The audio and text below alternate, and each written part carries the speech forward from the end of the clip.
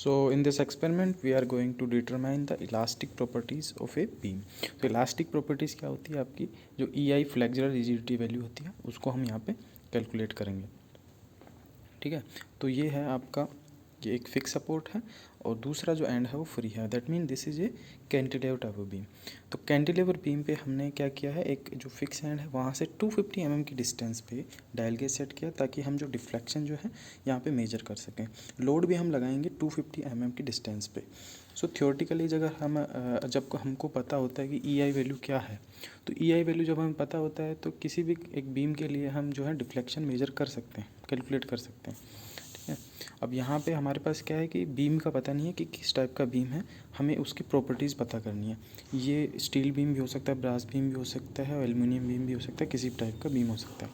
तो हमें एक्चुअली पता करना है कि ये जो बीम है उसकी क्या प्रॉपर्टीज़ है. तो वो हम कैसे कैलकुलेट करेंगे. देखो, जो बीम होता है कैंटिलीवर में जब हम लोड लगाते हैं एट द फ्री एंड, तो maximum deflection at the end कितना आता है, WL3/3 EI. ओके, तो अब यहाँ पे क्या होता है कि WL3/3 EI जो आपका डिफ्लेक्शन होता है. और डिफ्लेक्शन अगर आपको पता है, लोड आपको पता होगा, जैसे 100 ग्राम्स ऑफ लोड हम लगाएंगे, 250 mm की डिस्टेंस है, तो WL3 इतना पता है आपको, अपॉन 3 EI प्रॉपर्टीज़ हमें पता करनी है, और जो आपका डिफ्लेक्शन है वो आप यहाँ से मेजर हो जाएगा.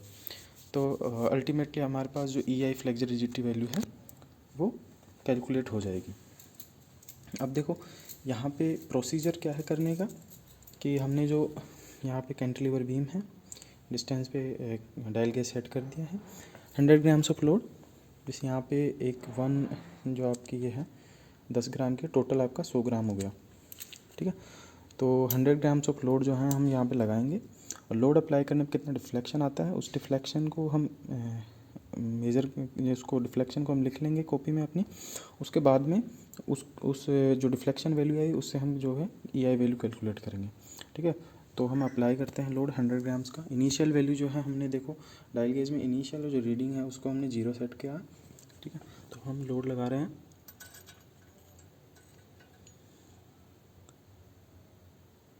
ठीक है, तो जैसे हमने लोड लगाया है, यहाँ पे आपके सामने जो डिफ्लेक्शन की वैल्यू आ रही है वो आ रही है 0.61 mm माइनस में.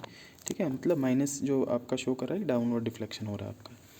ठीक है, तो अब जो डिफ्लेक्शन की वैल्यू आई है उससे हम कैलकुलेट करेंगे EI वैल्यू.